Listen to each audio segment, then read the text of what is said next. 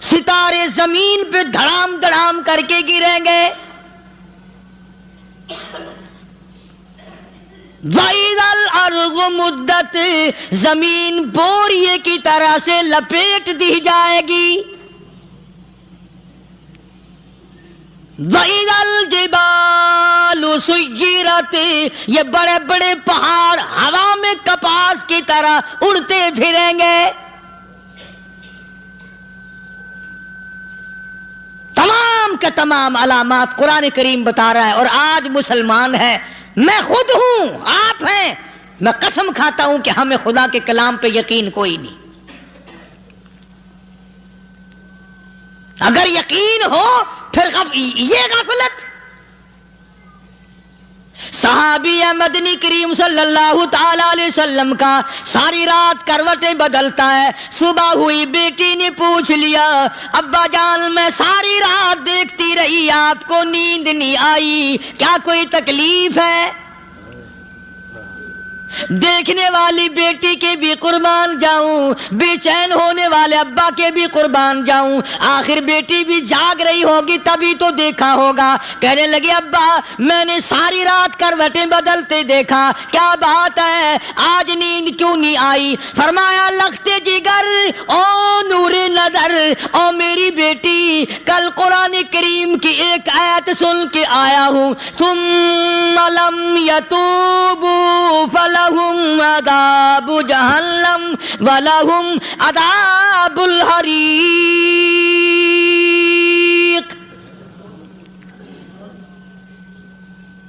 او میری بیٹی جس نے قرآن کریم کے ذریعے جہنم کی خبر سن لی ہو، جہنم کے انگاروں کی خبر سنی ہو، جس نے جہنم کی تباہ کاریاں سن لی ہو، او میری بیٹی نیند کیسے آئے؟ کیسے نیند آئے؟ امام شافعی رحمت اللہ علیہ اتنے بڑے جلیل القدر ولی کامل ہیں، وقت کے امام ہیں، پرہیزگار متقی ہیں. اپنی بیٹی کو فرمانے لگے لختے جگر تیری آنکھیں بگڑتی چلی جا رہی ہیں، میں دیکھتا ہوں تو ساری رات نیند نہیں کرتی، ساری رات سوتی نہیں، مصلی پہ کھڑی ہو کر قرآن پڑھتی رہتی ہے، تو کچھ نیند کر لیا کر، آنکھوں سے محتاج ہو جائے گی. عرض کرنے لگے ابا جان نیند آتی ہے، بستر پہ لیٹ جاتی ہوں، آنکھ لگنے کو ہوتی ہے، فوراً میرے دل میں خیال آتا ہے شافی کی بیٹی تو نے تو بستر سنبھال لیا، صبح تیری نہ معلوم زمین کے اوپر ہوگی یا لاکھوں من مٹی کے نیچے ہوگی. پھر میری نیند اکھڑ جاتی ہے، پھر کھڑی ہو کر خدا کا قرآن پڑھتی ہوں. وہ ساری رات قرآن پڑھا کرتے تھے، اور بدقسمت قوم تمہیں صبح اٹھ کر قرآن کا سپارہ پڑھنے کی توفیق نہیں ہے. مسلمان پر قرآن کا دیدار نصیب نہیں، قرآن کی زیارت نصیب نہیں. گدھے کی طرح کھاتے سو گئے اور گدھے کی طرح صبح اٹھ کر کھانا پینا شروع کر دیا. تو رب کے کلام کا اتنا باغی کہ تو دیکھنا پسند نہیں کرتا.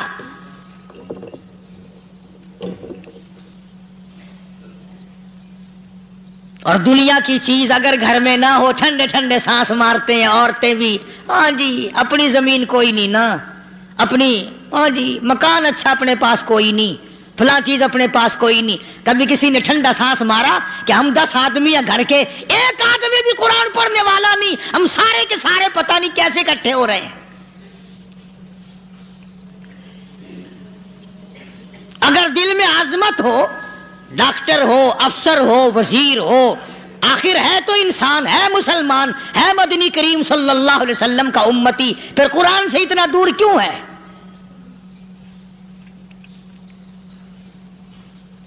تو اللہ پاک جل شانہ نے فرمایا میرے بندے ہر حال میں ڈر. ہاں تیری ساری چلاکیوں کو میں جانتا ہوں، تیری ساری ہوشیاریوں کو میں اچھی طرح جانتا ہوں. فرمایا وہ دن دور نہیں، آیا وقت قیامت کا، آیا، کوئی کسی کے کام نہیں آئے گا. فرمایا ان وعد اللہ حق فلا تغرنکم الحیات الدنیا. دنیا نے پھنسا لیا، چہل پہل میں پھنس گئے، اس کے رنگ روغن میں لگ گئے، اس کی زیب و زینت میں لگ گئے، رات اسی کی سوچ ہے، دن میں اسی کا فکر ہے، اور مرنے کا کسی کو بھی فکر نہیں۔ قرآن کریم کے آخری سورت کا آخری لقمان کے آخری آیتوں میں عجیب مضمون رکھا ہے۔ فرمایا ان اللہ عندہ علم الساعۃ وینزل الغیث، قیامت کا ٹھیک وقت اللہ کے سوا کوئی نہیں جانتا۔ کسے معلوم ہے ابھی اگلے منٹ میں کیا ہو جائے گا، سیکنڈ میں کیا ہو جائے گا؟ اچھا ایک بات میرے ذہن میں آئی، یہ بڑے بڑے لوگ آپ کو ملیں گے دیہاتوں میں بھی، بازاروں میں بھی، شہروں میں بھی، فلانا بزرگ غیب کی باتیں بتایا کرتا تھا، فلانا ولی یوں بتایا کرتا تھا۔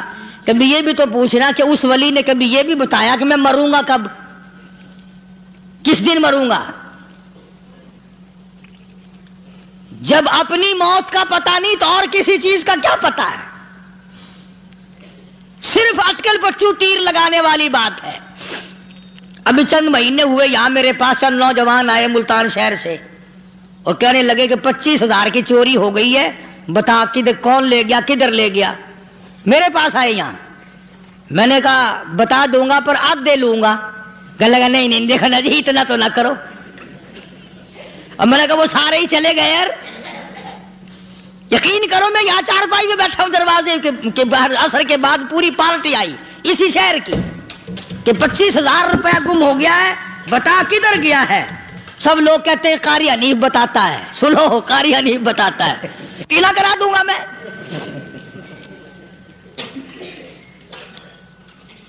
جتنا میں نے انکار کیا میرے سر ہوتے چلے گئے، اخیر میں نے بکواس کر دی، میں نے کہا اچھا بتاؤں گا پھر آدھے لوں گا۔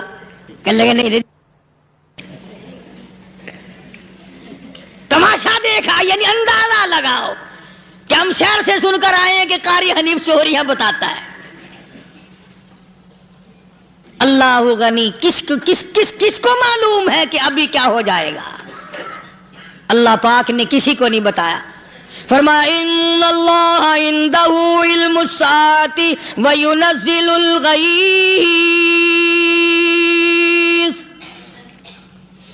قیامت کا ٹھیک وقت کسی کو معلوم نہیں، بارش کا کوئی پتہ نہیں کب ہوگی، کتنی ہوگی۔ تم ابھی کہہ رہے ہوگے کہ جی محکمہ موسمیات والوں کو پتہ چلتا ہے، ان 3 مہینے میں یہ محکمہ موسمیات والے کئی دفعہ کہہ چکے ہیں کہ بندہ باندی ہوگی مگر کچھ بھی نہیں ہوا، بلکہ جتنے یہ زیادہ بتلاوے نا اتنا ہی موسم خراب ہوتا چلا جاوے۔ پچھلے سال انہوں نے روئی کی گانٹھوں کی گنتی بتائی کہ اتنی کپاس پیدا ہوگی ملک میں، اتنی روئی کی گانٹھ بنے گی، اتنی باہر بھیجیں گے اور اتنی اپنے گھر رکھیں گے۔ ذرا پوچھو تو صحیح ذمہ داروں سے سر کھجاتے پھرے کہ کھاد کے پیسے بھی واپس نہیں ہوئے۔ بھلا کسی کو کیا پتا کہ ابھی کیا تھا اور ابھی کیا ہو جائے گا، کل کیا ہوگا، پرسوں کیا؟ ایک اللہ کی ذات جانتی ہے۔ فرمایا وَيُنَزِّلُ الْغَيْثَ، کوئی نہیں جانتا بارش کب ہوگی، کتنی ہوگی، کہاں تک ہوگی، کس قدر ہوگی، کس طرح میں ہوگی، کہاں نہیں ہوگی۔ وَيَعْلَمُ مَا فِي الْأَرْحَامِ، کوئی نہیں جانتا عورت کے پیٹ میں کیا ہے، لڑکا ہے کہ لڑکی۔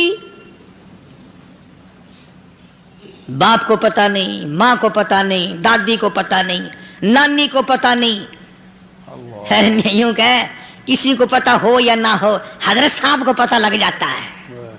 حضرت صاحب کو کیوں؟ حضرت صاحب ٹھڈ دے اندر وڑدا ہوندا ہے۔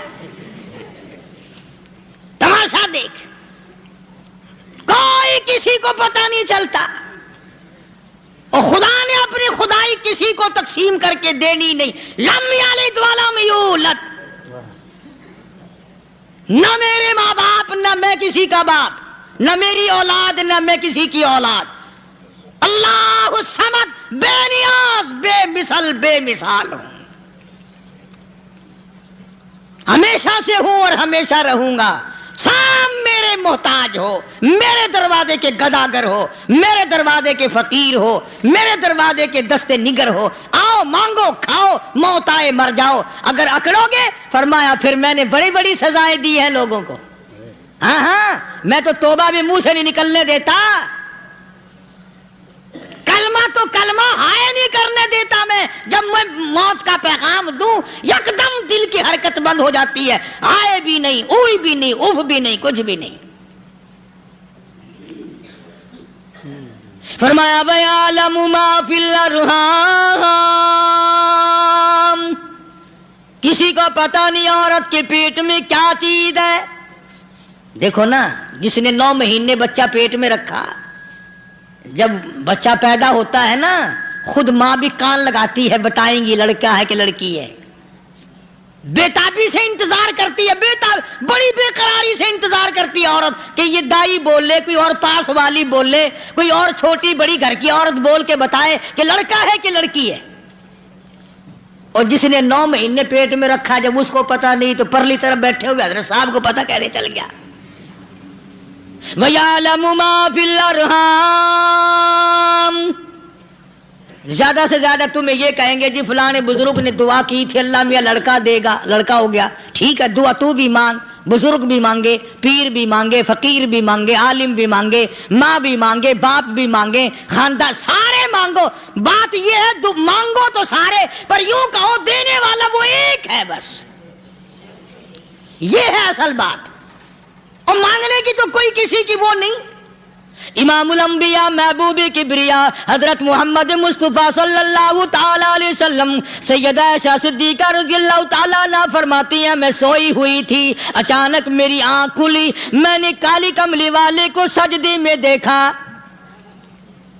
رو رہے ہیں، دعائیں مانگ رہے ہیں، رو رہے ہیں۔ حضرت عائشہ فرماتی ہیں اللہ اکبر، فرماتی ہیں اتنے روئے سرکار مدینہ صلی اللہ علیہ وسلم، سانس رک گیا، سانس گھٹ گیا آپ کا۔ حضرت عائشہ فرماتی ہیں میں اپنا جگر پکڑ کے بیٹھ گئی، کہیں آج بیوہ تو نہیں ہو جاؤں گی۔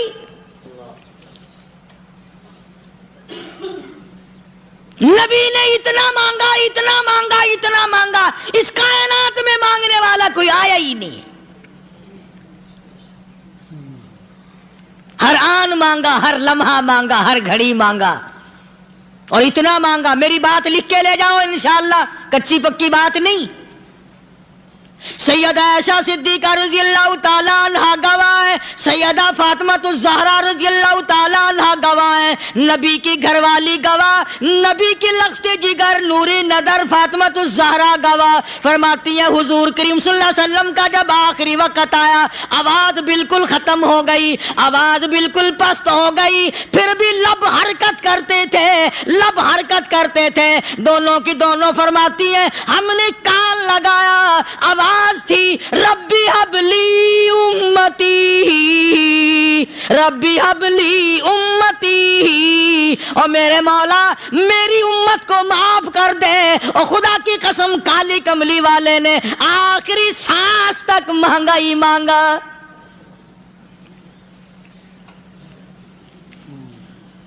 چاہے تیرے لیے مانگا، امت کے لیے مانگا، مگر ہر وقت مانگا۔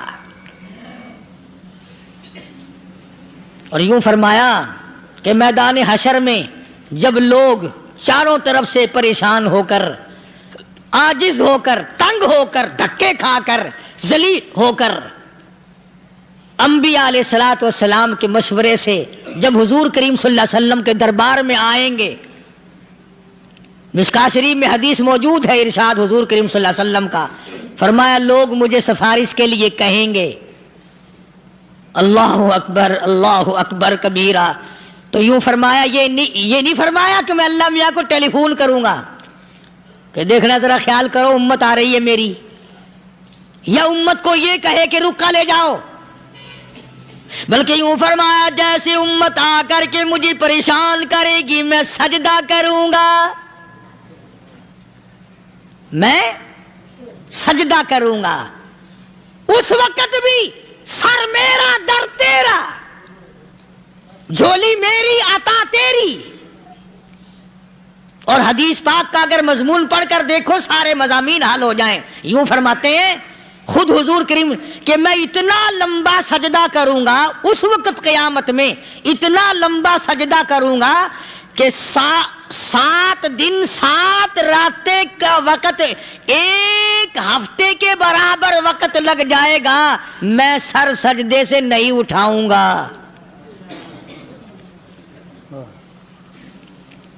اتنا لمبا سجدہ کروں گا کہ 1 ہفتے کی مقدار وقت لگ جائے گا۔ یہ مقدار کیوں فرمایا؟ قیامت کا دن ہے نا، دن ڈھلنا نہیں، چھپنا نہیں، رات آنی ہی نہیں، رات تو ہے ہی نہیں نا، اس لیے فرمایا 1 ہفتے کی مقدار دن لگ جائے گا، وقت ختم ہو جائے گا پورا ہفتے کے برابر۔ اس کے بعد اللہ پاک مجھے فرمائیں گے ارفع راسک یا محمد صلی اللہ علیہ وسلم، میرے محبوب سر اٹھاؤ، سل مانگو توتا دوں گا، مانگو دیا جائے گا، سوف یعطیک ربک فترضی، تیرا رب تجھے راضی کر دے گا۔ صحابہ اکرام رضوان اللہ تعالی علیہ مجمعین نے عرض کر دیا یا رسول اللہ صلی اللہ علیہ وسلم آپ کس وقت راضی ہوں گے؟ کتنے لوگ جنت میں چلے جائیں گے، دوزخ میں چلے جائیں گے، آپ کس وقت راضی ہوں گے؟ خدا کی قسم اس محسن کائنات کا کیا کہنا کالی کملی والے نے جو ہم پر مہربانی فرمائی، یوں فرمایا جب تک ایک ایک امتی کلمہ پڑھنے والے کا ہاتھ پکڑ کر جنت میں نہ لے جاؤں میں محمد الرسول اللہ کو چین نہیں آئے گی، ایک ایک کو لے جاؤں گا اور چین نہیں آئے گا مجھے اس وقت بھی۔ تو عرض یہ کر رہا تھا کہ قرآن کریم نے اور تمام چیزوں میں عقیدے کا سدھار کہ عقیدہ بناؤ، یہ جو عقیدہ ہے نا اس کی حیثیت ایسی ہے جیسے پہلی اینٹ عمارت کی، اگر اینٹ ٹیڑھی ہو گئی تو ساری عمارت ٹیڑھی ہو جائے گی، اگر عقیدہ صحیح نہیں تو سارے اعمال ٹیڑھے ہو جائیں گے، اور اگر عقیدہ صحیح ہے تو اعمال بھی اور تمام افعال بھی اخلاق بھی تمام کی بنیاد جو ہے وہ صحیح رہے گی اور اچھی توفیق ہوگی۔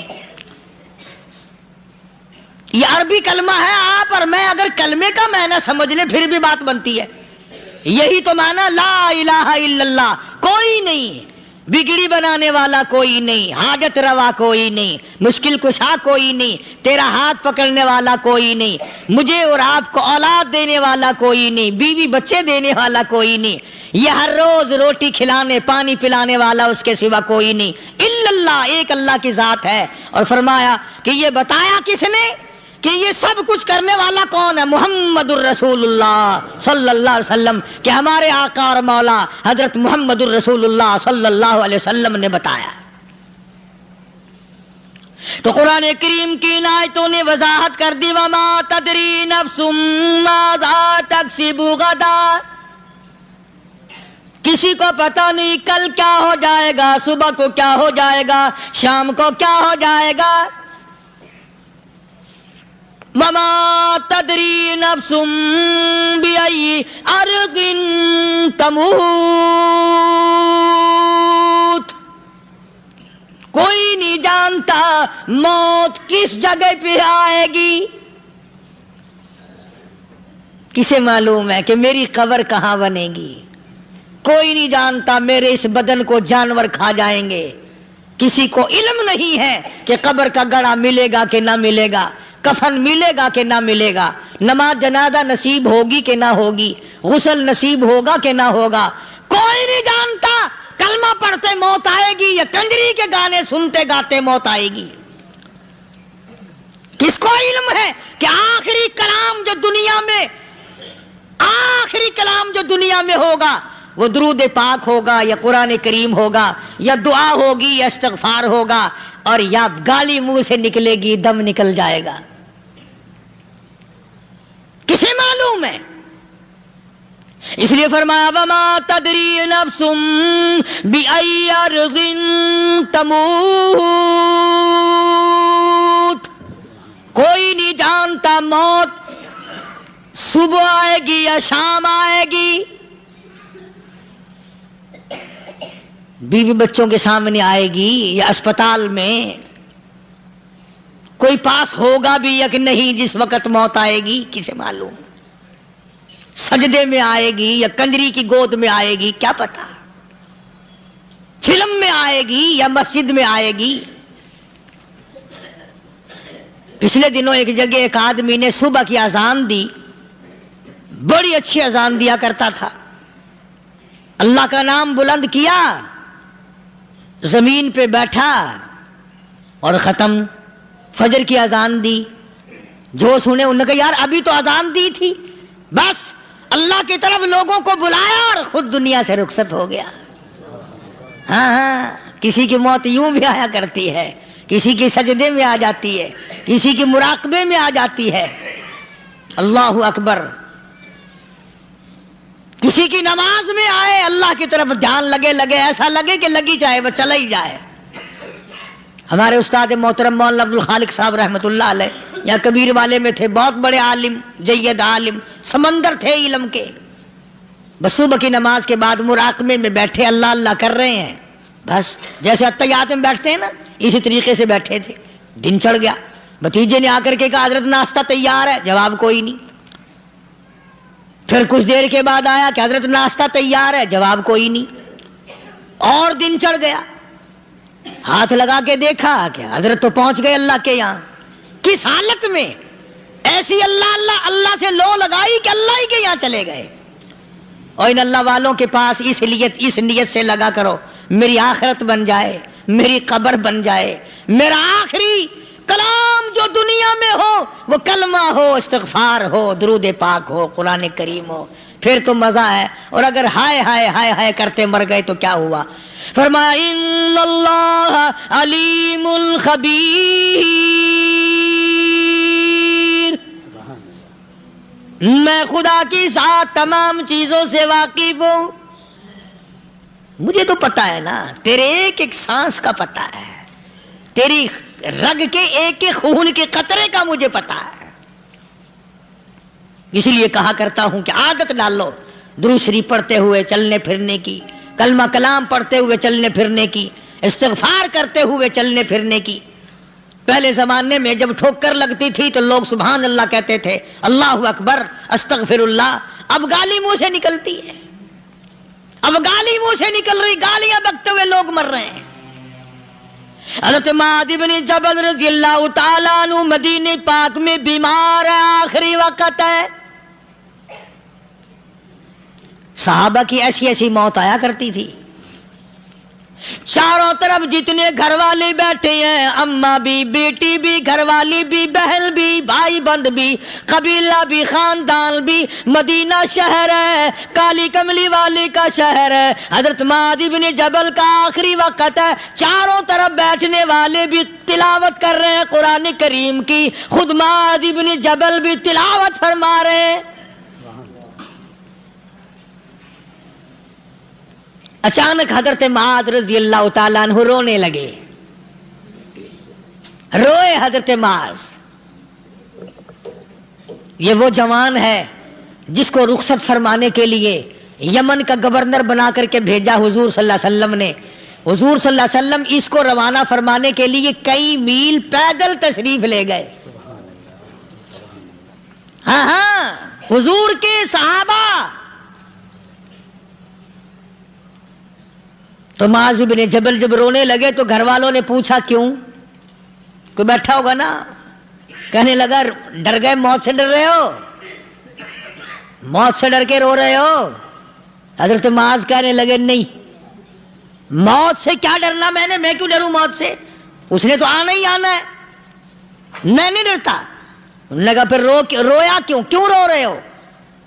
اللہ اکبر۔ صحابی کہتا ہے میرے دل کی تمنا میرے دل میں رہی، میری آرزو پوری نہ ہو سکی، میری حسرت میرے دل میں رہی، میرا شوق پورا نہ ہو سکا، میری آرزو پوری نہ ہو سکی، میری تمنا پوری نہ ہو سکی، بستر پہ موت آ رہی ہے اس لیے رو رہا ہوں۔ اے کاش رمضان کا مہینہ ہوتا، میں روزے دار ہوتا، گرمی کا موسم ہوتا، مجھے سخت پیاس لگی ہوتی، ہوتی, کفار سے مقابلہ ہوتا, میدان جہاد اور جنگ ہوتا, میں کئی کافروں کو قتل کر دیتا, پھر وہ مجھے قتل کر دیتے, میری زبان کاٹ لیتے, میری اللہ کے یہاں پیشی ہوتی, میرا رب مجھ سے پوچھتا میں آج دنیا سے کیا لایا, میں عرض کرتا الہی بولوں کیسے, تیری راہ میں زبان کٹا کے آیا ہوں اور روزہ رکھ کر آیا ہوں, تیرے محبوب کے حوض کوثر کے پانی سے روزہ افطار کروں گا.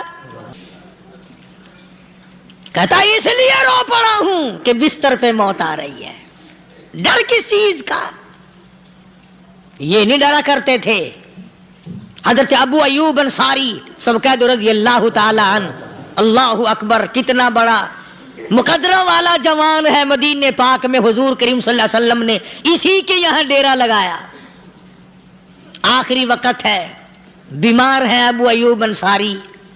مدینے سے صحابہ جنگ کے لیے چلے. صحابہ کی تمنائیں دیکھو.